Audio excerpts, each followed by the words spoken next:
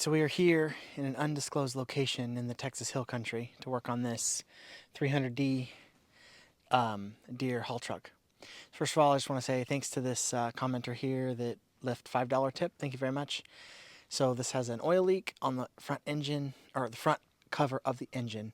So let me get up there and I'll show you what we got to do and what we got to do here to fix it. Hopefully, as you can see, it's been spraying oil all over the hood. It's on both sides. And you can see there's an oil leak here everywhere. This engine just had a water pump put on it. So the water pump is here. This is the water pump inlet. But hopefully you can see that bolt right there underneath that inlet pipe. That bolt came out. So I don't know if somebody took it out and forgot to put it back in, if it worked out or what. But the way the taper is on that inlet, you can't get a wrench in there. You can't get a socket. You can't get nothing.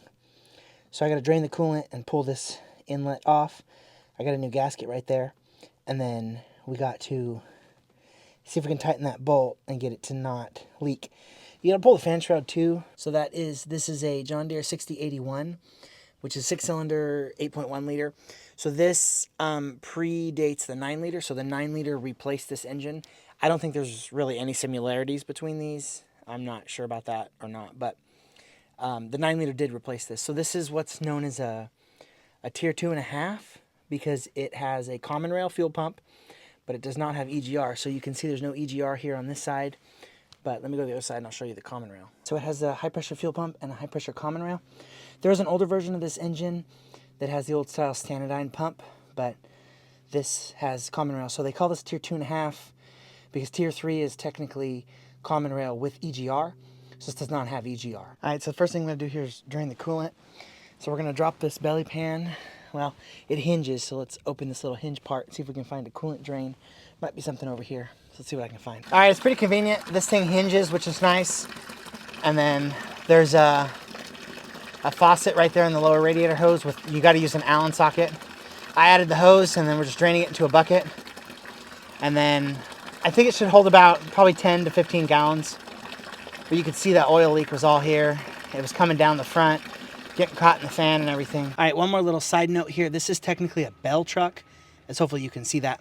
So these are made in a different place. These are predate the John Deere versions. So if you look in Service Advisor, it says non-Davenport.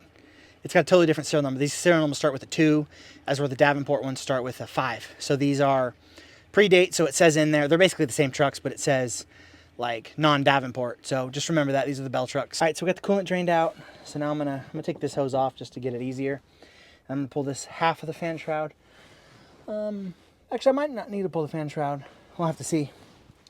But we're gonna take this off. One thing too that's kind of interesting is this is all it's all standard. There's nothing metric on this engine, so I had to get my standard sockets out. They don't get used that much. Okay, so I did not have to pull the fan shroud. It came off. Got it off there, and of course I got a whole bunch of coolant coming out of there, even though I drained the radiator. But still, so I got the mysterious bolt out. You can see, hopefully, right there that it is missing. So I have it right here. Let me just grab it. So this bolt does not look like it is stripped out or anything.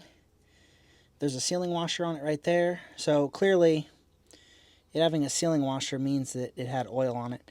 So the sealing washer actually looks okay. I think I should maybe put a little bit of Loctite on there. I'm not sure. But hopefully this fixes it, because this still may need a front cover gasket, which is like a really big pain in the butt. But let's see what happens here. All right, so we got it all back together. Hopefully you can see that bolt, maybe not.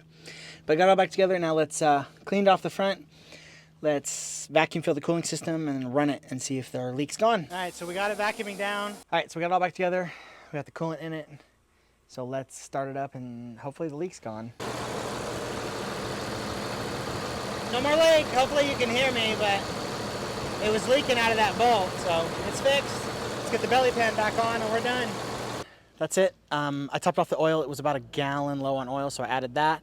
And this one's done. Off to see what the next job is. Well, thanks for watching. If you guys could like, comment, subscribe, you know, all the algorithm stuff. If you'd like to donate, you could just do a comment on the super chat or the super thank you.